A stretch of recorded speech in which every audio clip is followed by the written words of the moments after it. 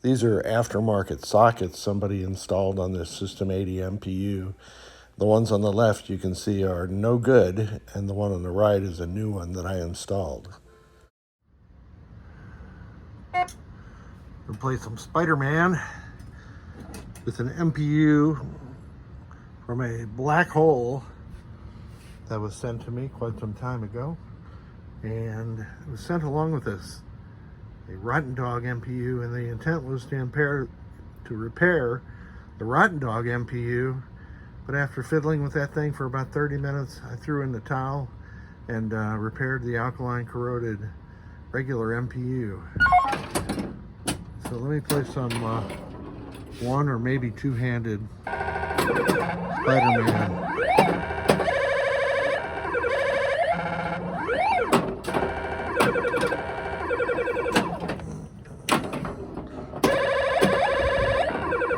Oh, well, I really wish Mirko would remake this playfield. I know there's not that much demand for it, but I love this game. It's cheesy. Great artwork, though. Oh, well. Got it set for 3-ball play, so this will take long.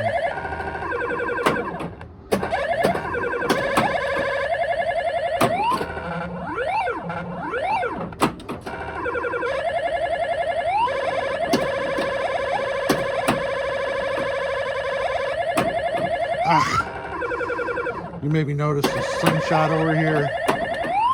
It's a little lame. It's always been like that. I installed a pop bumper driver board to try to get some more power out of the slingshot, but the basic problem with this sling being underpowered versus this one is that there's just too much gap here. No matter where the ball lands on here, there's very few times when you're going to have that kicker really hitting the ball versus the ball's over here, and then the kicker can't really hit it. So it's really kind of a design problem, I would say, versus mechanical. All right, let's get around here. And it's another cold day in St. Louis. Now, where is my switch tester? Here she is.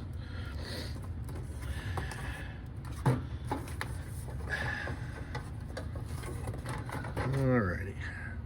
So let me power down. I've got a convenient power switch since I use this Spider-Man for a lot of testing of System 80 boards. I'm connecting my pre-Pennytech switch tester, or actually navigation tester. When we power on, this has still got the 5-second delay because I have a different set of ROMs in here, but you can see it's back up and running. So I'm gonna simulate pressing the coin door button there.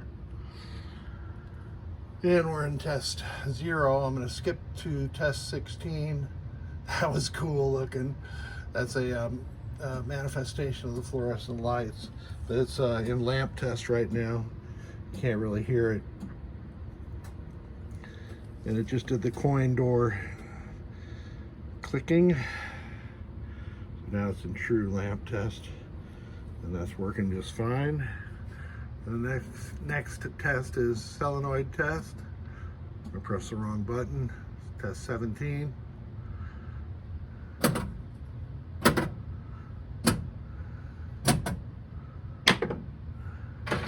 3, 4, and 7 were skipped because those are the coin counter solenoids. Test 18 is switch matrix. So I'm going to go across diagonally on the switch matrix. 33, 44. I'm not going to do 77. I'll do the 76 and 67, showing both row 7 and column 7 working. Here's where I had one issue with this MPU board. It would not display segment G on players 1 and 3. You can see the 1s are being created correctly.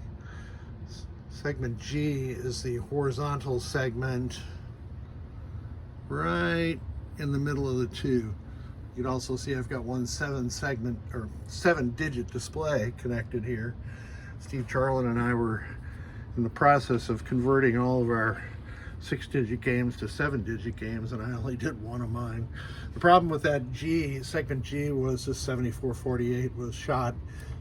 Legitimate or full 7448s are hard to find. You can use the 74LS48 there in its place, and so that's corrected that. This board also had this part of the switch matrix blown, Z15, and I think that's Z11 over there was blown, plus the 6532 was blown. Oddly, the U2, U3 ROMs were socketed, which seems strange to me for this version of board. It had a little corrosion, which I abated. I put a super cap on to retain the memory. You can see even the corrosion went all the way down to the crystal, so I took care of that. Put a socket in where the 5101 is, so that the client, if he wants to install NVRAM, can do that easily. And this is a first for me. That blue LED is a 5-volt present LED. I don't normally put that kind of bling on, but I just felt like it. I've been cooped up inside the house since Christmas with cold, and now it is frigid cold outside. Anyway, this MPU board is good to go. I'll put the System 80 ROM back into it and make sure that it works correctly. And it's going to go back along with the sound and speech board that came with it, which I repaired also. Thanks for sending it.